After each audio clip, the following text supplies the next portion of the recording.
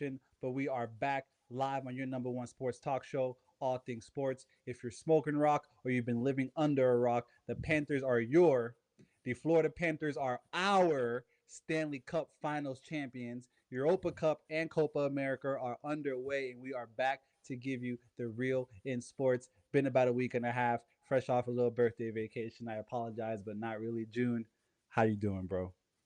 Man, first and foremost, bro, happy birthday. I believe this is the dirty 30, you know what I'm saying? I Yes, sir. believe Yes, my boy sir. has reached that third decade in his life. And I want to wish you many more to come.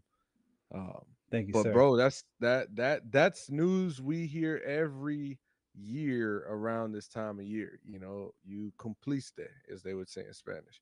What we've never heard before around this time of year in late June is that our Florida Panthers, as you said, our Florida Panthers are Stanley Cup champions. This is something that is a long time coming. This is something that they've been working for in the last maybe 4 years, 5 years or so, putting together the right guys around each other, around the right coach, um, and then seeing what sticks and getting the right pieces, to put around those guys. So, man, whether you don't hear it in my voice, literally, I'm super excited, super happy, and grateful to be from South Florida today because Broward County has a National Hockey League championship trophy, to stay forever. This is what, like they say, bro, like it's indoctrinated, it's here and you can't take it away. So shout You out to the can't Panthers, take it man. away. Guys like, Alexander Barkov, you know what I'm saying? Um Guys like Bobrovsky, you know, Chuck, guys like Kachuk. Aaron Ekblad. Shout out to Kachuk. And I want to emphasize guys like Ekblad and guys like Barkov, because they've been here, right? These are also two, I think, top five picks from 2014 or 2016, around that time. And so, for them to be able to hold it down and see the good, the bad, the ugly with this franchise. Shout out to the franchise for getting guys like Bob, getting guys like Kachuk, to really have all the pieces you need to go and compete for a championship. This was a team that, and we're just jumping right into it. I know you asked how I'm doing, but how I'm No, doing you good, has man. a lot has a lot to do with yesterday's outcome because it was a very very up and down series. I mean, we thought we was gonna sweep these Oilers. We were Mm, super proud. We were like, oh man, Rangers Eastern Conference Finals was the series of the playoffs, and it seems to be such a cakewalk. And we ended up pulling a Miami Heat of last year where we win three, and lose three. And now it's game seven and anybody can take it. And man, when you're talking about the stakes being the Stanley Cup final, some say it's the hardest trophy in sports to get. Um, whether that's true or not, hey, I'm not going to argue that. I know that the Panthers have it. I know that it is in Fort Lauderdale. And I also know that there is a parade on Sunday in which I will be attending. I want to let that be known. All Things Sports Podcast will be on the scene at the Fort Lauderdale Beach celebration parade down A1A. I mean, it's going to be a day to remember. Whether it rains, whether it's sunny, whether it rains for 10 minutes and clears up like it typically it will. don't matter. Listen, it don't matter. We're going to be there. We're going to be drunk. We're going to be loud. And who knows where that Stanley Cup might end up? I don't know. I might have it in my possession for a point 0.5 seconds, you know? They seem to be having a lot of fun with it. It took a dip into the Atlantic Ocean this morning. It made its cameo at Elbow Room. Guys was drinking beer off of it. Hey, Like it was a bunch. hey, and in true Florida fashion, bro, like, like, walk that back. In true Broward County fashion, Mm, because we got to acknowledge this is Broward County's first championship. We don't have another professional team in the county of Broward outside of the yeah, Florida Panthers that do play in Sunrise. But in typical Broward fashion, I guess you would almost expect them to go celebrate at one of the dirtiest hole in the walls cash only establishments that is Elbow Room. Listen, if you're down here, oh down here, I'm live from Atlanta. June's live from New York City. Kev got the day off right now, figuring out some technical difficulties. But if you're in South Florida this summer, specifically Fort Lauderdale Beach, do not go to Elbow Room. It's dirty. It's grimy. You might That's have a good crazy. time. You might leave with something that you don't want to leave with, and I'm not Oh talking man. about a person. All right, but the Florida Panthers turned Elbow Room out again. One of the dirtiest, grimiest. I'm sorry, I acknowledge it. Hole in the wall dive bars that's on Fort Lauderdale Beach in the city, bro. You could have gone anywhere. I don't know. Like, you could have gone to Sway. Sway's a little bigger, you know. Like, Nah, I'm not gonna lie. You know, one, I will say, as a franchise, I'm sure they had that, closed off to friends and family or so that they could keep all the nasty stuff out for the moment. But in general, if you think of Fort Lauderdale Beach, you think of Elbow Room. It's there. It's a famous establishment. It's well respected. Whether you've had some good or bad facts. times in there, I can't speak on that. It's a place I've never been. Being a native from Broward, who Wow. was raised over there, I've never stepped foot in there. Not my vibe, not my crowd. So I can understand, I guess, your sentiment. I just can't speak on it from personal experience. However, I don't want to see Rock Bar, like get this moment. I think Elbow Room deserves this moment. It's a trophy, well represented in Broward County, and Elbow Room, respectfully, has a lot of history on A thousand A1A, percent. and I think it's the oldest bar survived on Fort Lauderdale Beach. survived a bunch of hurricanes. Nothing stopping it. So they do deserve to get that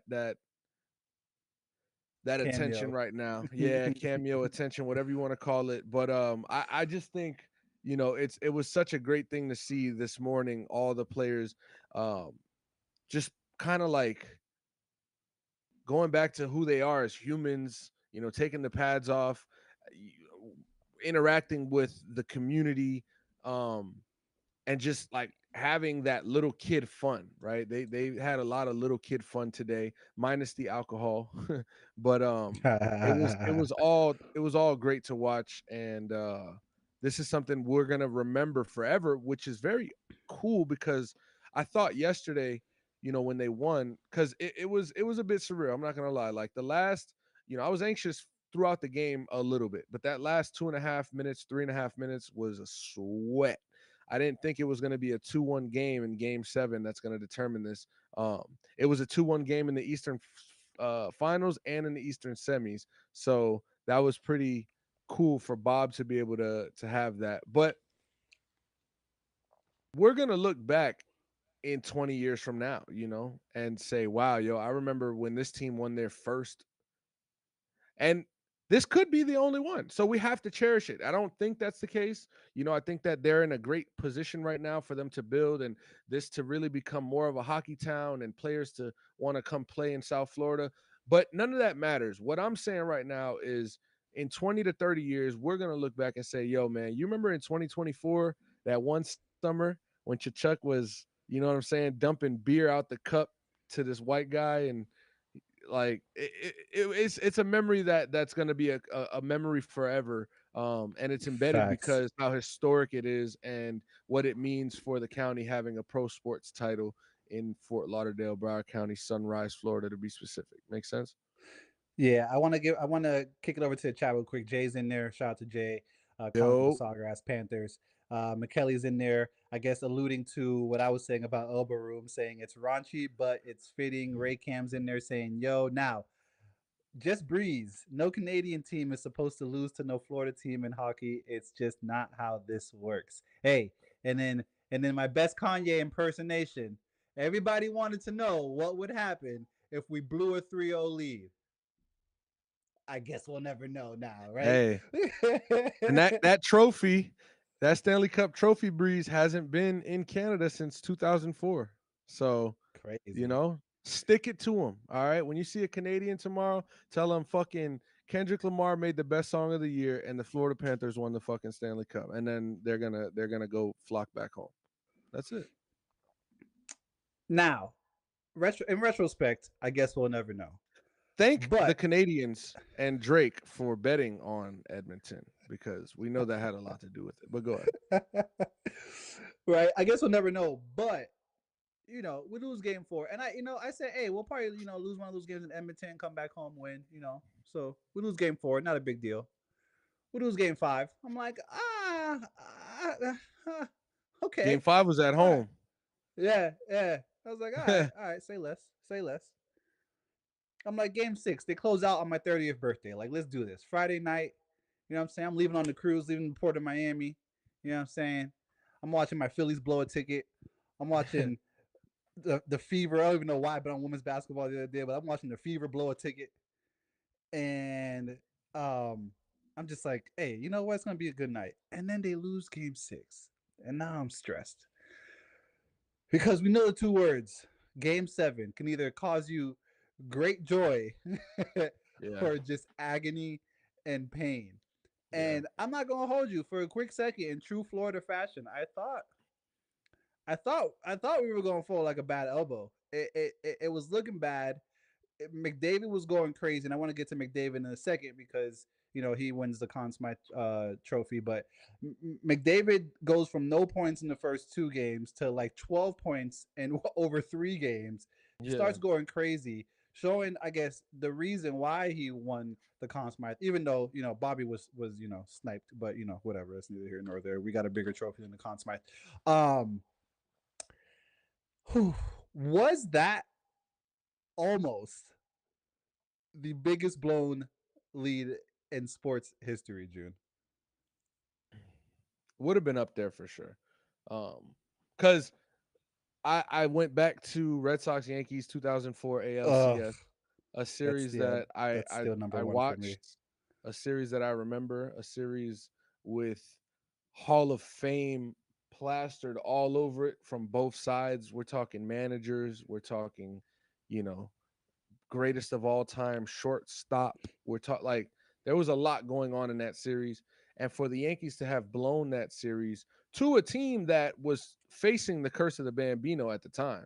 I mean, we have to, give context and bring ourselves back to time and how things work. The Red Sox made the playoffs, but weren't a championship team at the time. The Red Sox were not a favorite. The Red Sox were not, they were just very good, and they built this team that finally started to really catch wind and roll through some shit. But they weren't the favorites. They weren't expected to go win. I mean, hell, when we talk about the curse, like that was what it was for a reason because they couldn't win. And so Yeah, what they were able to do down 3-0, you know, it was against the special. arch nemesis. It was special. Yeah, and it adds more when it's your arch nemesis, when it's the biggest franchise in the sport and one of the biggest franchises in all of sports. I thought that was, but with this being a Stanley Cup final, a game 7, a championship, I think if they did lose and it being Florida, on top of everything, just I feel like South Florida and the hate we receive unwillingly and or not unwillingly at this point, but sometimes undeservingly, uh it would have definitely went down as the biggest blow in all time sports history as far as leads or as far as like shitting the bed. Again, I guess we'll never know. I don't even want to talk about that. It was a reality for some time, as you mentioned. Games 4 through 6, it was clearly we saw what was going on. I mean, they wanted it more. They hit us first, and it took us a while to punch back. And by the time we tried to get a punch back, it was way too late and too out of hand. So obviously, everything kind of came back down to earth for both teams in Game 7, and it was just like, all right, look, y'all won y'all 3, we won our 3. Fuck all that momentum, fuck all that home field, home court, home ice. We got one game, and we got 60 minutes to figure this out. It's your goalie versus my goalie and our 5 versus yours.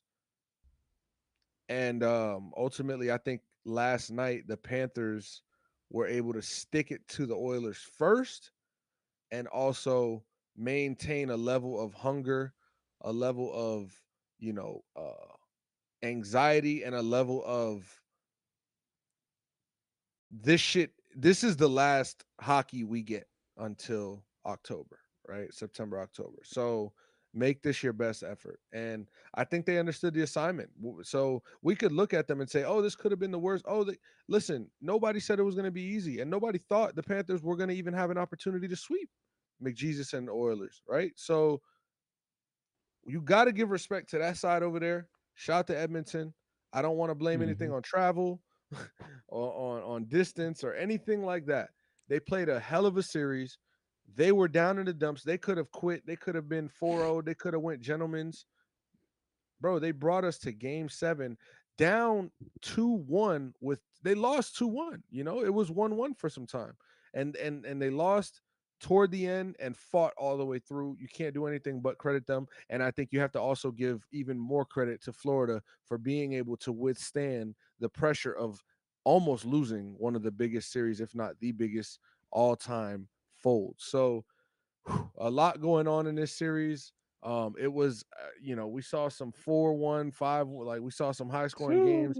We saw McDavid go on a run, like you said, with points in those games. And last night, I think he finished with zilch. Zilch. So big changes. And it's a credit to the Panthers front office and management. I mean, understanding what wins in hockey and what's going to give you your best opportunity, right? So the Panthers last year and the year before were one of the more exciting teams to watch. This was a 6 goal scoring team. They would score 5 like nothing. But they're letting up, you know what I'm saying? For those who need it in other terms, you guys are the Kansas City Chiefs, if you will, of a couple years ago, where you're putting up all these points, but your defense can't get a stop, right? You're the you're the damn. I wanted to do a basketball analogy. I couldn't think of a high scoring team with a horrible defense. There's a bunch of them, and you get what I'm saying. A great hitting team with no pitching. This team was super exciting, had a lot of goal scorers, but it all changed with Chuck. It started there, and they focused on what they needed to as far as defense and a physicality level, and from there they figured the rest out. And I mean, you lose in the finals last year, and there's that photo of Diggs right after the Chiefs beat him in the AFC Championship, where or the list of other 10 players who've since recreated that picture, and it's like, now we're gonna be back here. Now we'll be back, or like George Kittle, we'll be back here. George Kittle was back, but he didn't win.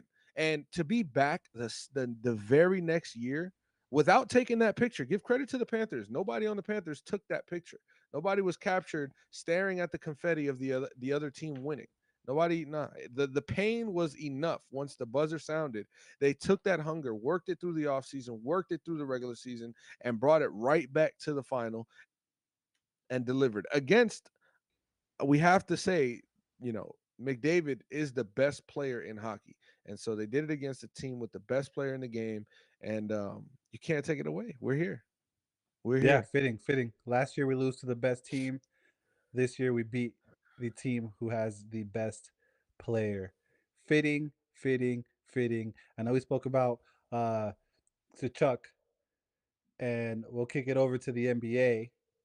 The Celtics. We're gonna keep this brief. I know you probably don't want to speak of too much on it. The Celtics, it's been a little bit since we potted. The Celtics win the NBA Finals. I mean, domination, pretty much. I mean, it was what it was. Kachuk and Tatum, both from St. Louis, went to high school together. We've seen the pictures, we've seen the videos in the lunchroom. How cool must it be for those two good friends to win championships in their respective sports in the same years? What are the biggest takeaways from you with this Celtics title, June? Well, first and foremost, I want to get out in front of this. SP Strix, if you watching this, first and foremost, shout out to you. Shout out to your Celtics. Um, I owe you an apology. I'm not going to give it up right now. You did tell me that you wanted to do this together. We can do that. You probably think I'm full of shit. We haven't recorded in a while. EP, it was half my fault, half yours. So we got to take credit there. And I don't want this to look like I don't want SP on the show. I'm avoiding him, but it does seem as so. It's not the case. Um, I do give credit when it is due. Shout out to the Celtics. An amazing season, bro. 64 win team to just breeze through the first rounds, sweep through the Eastern Conference Finals, and then just what was it, a gentleman's? Yes. I think it was a gentleman's. Yeah, I think the Mavs won game 4. They might have won game 3. No, they won I think game I won 4, I game think. four. Yeah. Yeah. So, um, this looked very easy for the Celtics, and I don't remember seeing as easy of a run, and not easy as a run in the sense of like who they played or what happened in health. No, how they made it look. I mean, what they did to Miami, and again, Kev said this a couple weeks ago. He quoted Coach Spo where he said, I'm not going to watch these games or the rest of the playoffs, but I'm sure the Celtics are going to do what they've did to us to a lot of other teams. And they did. They did it to every single team multiple times throughout the playoffs. And so that just gives me a little confidence going into next year, knowing that if the Heat are healthy, we played a great team. Regardless if we was healthy or not, we played a great team. And that's what a lot of these people are stuck on. Health and bro, it doesn't matter who's on the court. It don't matter. You owe me my one, and we're gonna get that. And when I do, that's one. And when we get to 4, we win a series. And we're going to do it like that. And they did it just Yep. like that. And they got their 16 wins. And you can't take this Larry O'Brien away from them. It's the 18th. They took the lead, most titles in NBA history, 2 titles in the last 25 years. I mean, you know, but but nonetheless, hey, they did that. And Jason Tatum, the slander is crazy to me. Like he definitely underperformed this postseason, most definitely for his standard, for his skill set, for what we know him to be and do. He underperformed efficiency wise, insane. But what he also did do was make winning plays, hit timely shots. Made the right play a lot of times. Didn't play Yep. selfish. Didn't stay in his head and let the crowd and the noise get to him to where it was affecting him and his teammates. None of that. No, Jalen absolutely. Brown's, yeah, Jalen Brown stepping up and finding himself to be that 1A on the team that we talked about. I mean, it's nice to see, man. It's real nice to see. That Celtics team hit a lot of threes this season and this postseason, and it's a big part of why they're holding that trophy up this year. Um, it's hard to beat a team who's really just knocking shit down on all 3 levels. It's really hard, and that's really all it comes down to. Kyrie and Luca, underwhelming performances more so on Kyrie's part. I thought we'd get, at least a couple 20-point games, maybe a couple 30-point games. So I did lose that bet to Ant. I have paid that bet that Kyrie didn't get more than 2 30-point games. I thought he would, but it is what it is. We're gonna. I'll say this: the Celtics finally fucking won a championship, first championship they win since what 2008, and a week later the Florida Panthers win a final. So hey, Gang. we can focus on that. Yeah, and we'll move on right after I give you these stats because I did say total domination just before game 4 tip off on the 14th, so a little over a week ago, about a week and a half ago. Through 3 games, the first 3 games of the NBA Finals, the Celtics were plus 21 in 3-point field goals made, plus 33 in assists, plus 15 and blocks.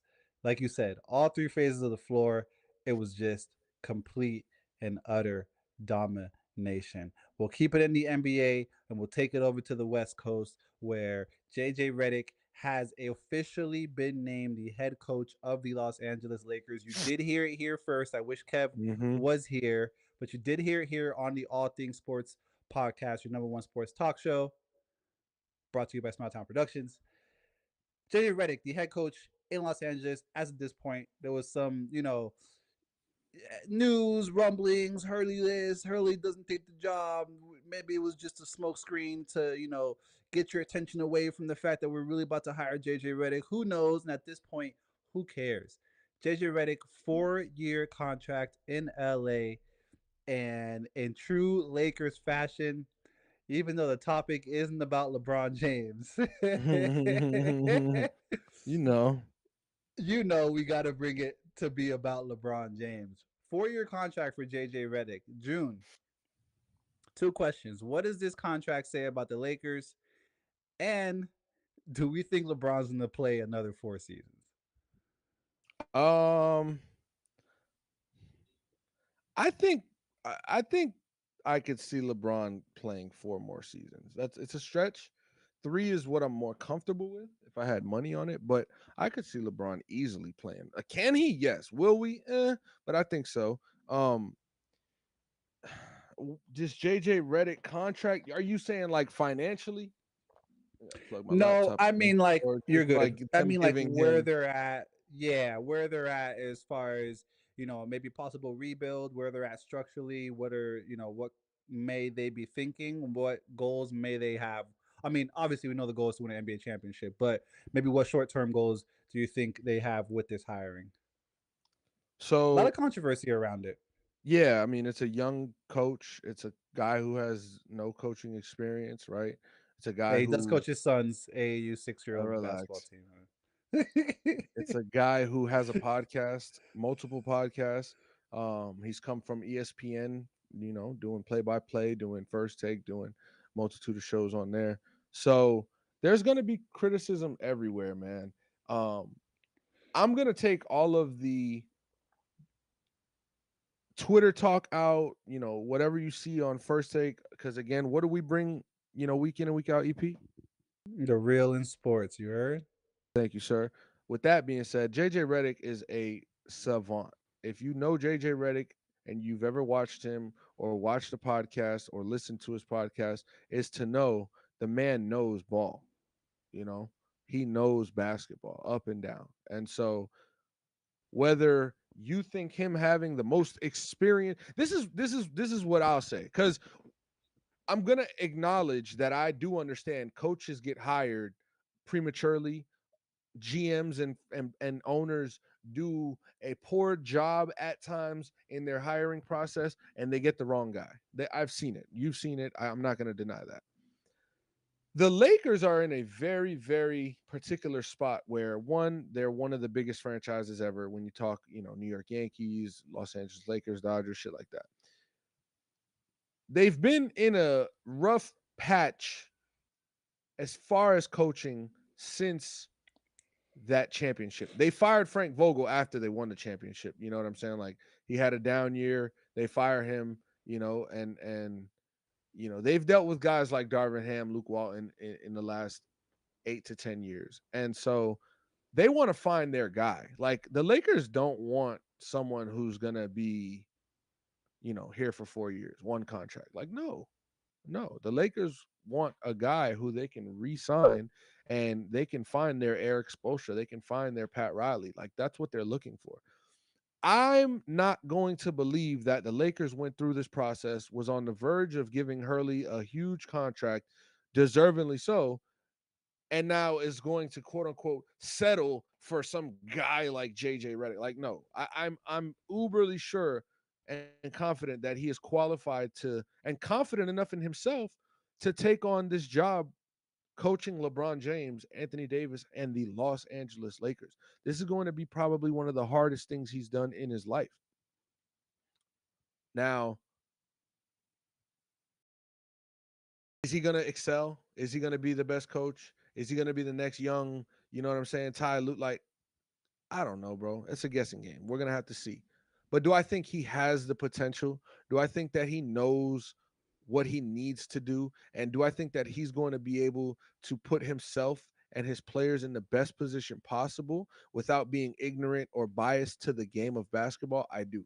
And I think that JJ Redick can go as far as his players will allow him, as far as execution on the court, and as far as his front office will let him, as far as hands-on decision making. I need this, get that for me. Yes, sir, we'll do that so that we can win or have our best chance to at least. That's how I see this thing playing out with JJ Redick. Like you give him, you know what I'm saying? You give him a canvas and some paintbrushes and some good paint, and I think you're gonna get a nice picture out of it. especially when the brush is like auto, it's on auto use. That's like LeBron James there. So the brush is on auto, you got great paint, you got a huge canvas. What else do you need? Just let me know. I'll be at the store.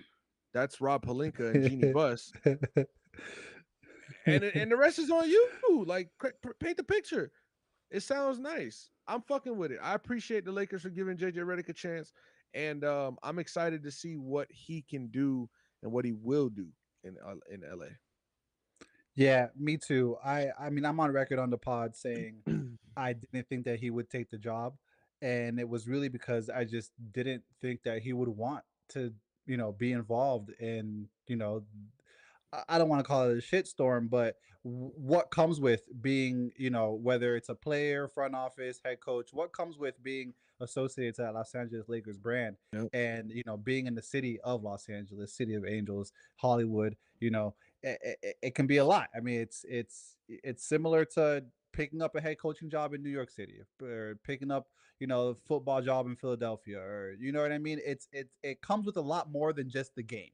And I didn't think that he'd want to deal with that. But back to your point, he has to have the utmost confidence in himself that, we're gonna get, and he's definitely a step by step person.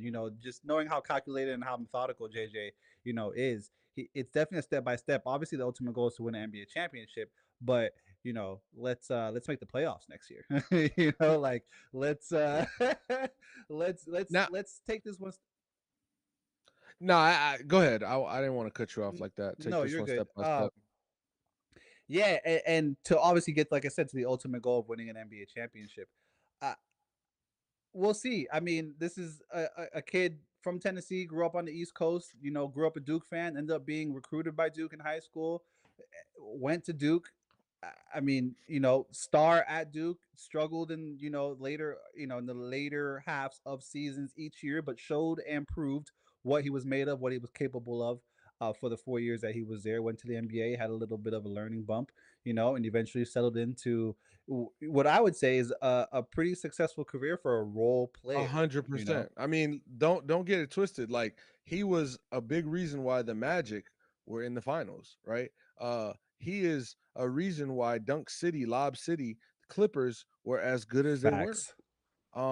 People don't really remember this. When Ben Simmons had his best year of his career in 2016, JJ Redick was on that team. Marco Bellinelli and JJ Redick were the shooting guards on that team. So little shit that we don't really, we can breeze through on NBA Twitter all we want. And this is why I like to come on here, be vulnerable on camera. Hopefully, some people listen to me week in and week out. And those that do, that's why I appreciate it because I'm not going to put in 140 characters what JJ Redick can do. I'm not doing that. I don't pay for Twitter. I don't pay for engagement. I don't try to do clickbait shit. But I can tell you and I can give you 5 minutes on my thoughts truly raw how I feel about JJ Redick. I mean, JJ Redick is a vital part of the NBA. He's done a lot in his career. And I think that he's only going to do more. And again, I think the Lakers have to understand that we have to give him as many resources as possible and open up the playbook and open up. When I say open up the playbook, it's a play on words, but kind of just like give him the car keys to make him feel comfortable. You know what I'm saying? Because that's going to be the biggest key for JJ Redick to find success here. I mean, shit, he's coaching LeBron James. You know what I'm saying?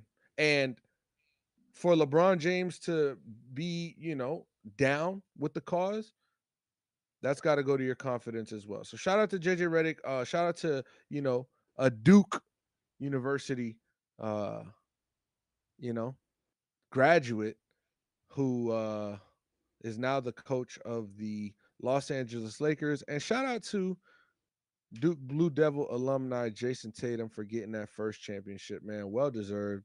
You know what I'm saying? As much as I hate the Celtics, I was a fan of Jason Tatum before he reached the league, and I'll continue to support his career um, as he holds it down for those with the sharpest tape line. Mine today, I promise you, I'm okay. You know what I'm saying? I'm not going through any type of depression or anything like that. If I don't get it cleaned up, I might get to there, but I got a trip going back down to Broward County Friday. I'll be at the barbershop on Thursday. We'll be looking good by the next episode. Don't you trip. Parade's gonna be different this weekend. I'm so tight, bro. That the Panthers didn't win while I was down there, so I could fucking go to the One of us parade. had to go, man. I'm sorry. Facts, facts, facts. Hey, I'll live vicariously, as they There you say, go. through you. In other news, we do have Europa Conference underway right now. Germany, Spain, England, Austria, Romania, Portugal, top of their group tables. We are in group stages. France, a bit of a disappointment so far. They are number two behind Austria in Group D.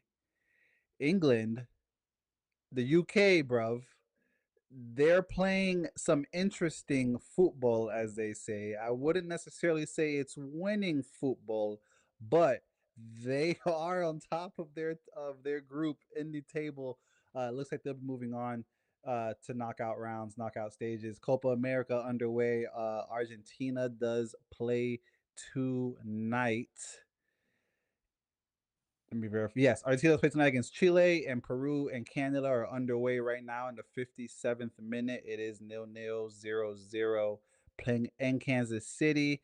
And Chile, Argentina, MetLife Stadium tonight, East Rutherford, New Jersey. Whew. June, you got anything before we wrap this up? Because I gotta get to the Subway Series, man. Because you know the Yankees and the Mets are playing, That's funny. and It's maybe just I'll the have a Mets. better weekend. Yeah. Hey, I mean, Uh, you know, you guys got Toronto in town, if I'm not mistaken, or you're in Toronto. I'm not too I'll tell you sure, what, E. but I'm focused on this parade on Sunday. Gotta get my body right, drink a lot of water, drink a lot of fluids. You know what I'm saying? We're gonna be on the beach. It's gonna be hot out there. I'm trying to see what I want to drink. I don't know if I want to do tequila. I don't know if I'm gonna be on beer. I don't know. So I'm prepping all that. I'll pack my bags here shortly. But until then, and until we see each other again, which as of right now looks to be Thursday, um, try to get some shit going on. But until then, just keep in the forefront of your mind that the Panthers from Florida, playing out of Sunrise, Amerant Bank Arena, are your 2024 Stanley Cup champions, and they puh, will puh, be puh, puh, puh, champions puh. forever, and they will be champions and acknowledged as such until the next season. So have a good summer. This isn't a break from a long time. I'll see you in a couple days, but if I don't see you in a couple days, just remember them Florida Panthers. Go Cats. Are the Stanley Cup. Yo, the beginning of NHL season next season is gonna be so exciting. Hey, hey, HBO, HBO. We need an NHL Hard Knocks. It needs to happen as soon Facts as though. possible. You Facts. heard? And we It gotta needs we to gotta we happen as gotta soon look as into possible. opening night, bro. We gotta look into opening night. Ring ceremony. Facts. We gotta look Rings, into all that. that. All of So that, all of that.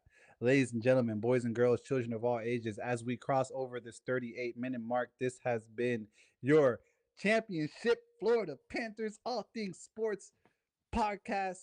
Thursday. It's Monday, but it's Monday episode. It's on Tuesday because you know niggas was traveling and shit, but we was here, you know. And you know what? We'll see you Thursday, God willing, right before June takes back off to Broward County for the better part of a week. If you tapped in on the lives, we appreciate you. Everyone that was in here, Michele, Just Breeze, JJ Boogie stopped through, appreciate you. Ray's always in there. You know what I'm saying? Appreciate all you guys for tapping in. If you're listening to us after the fact, thank you so much for taking time out of your beautiful day. We'll see you. Peace.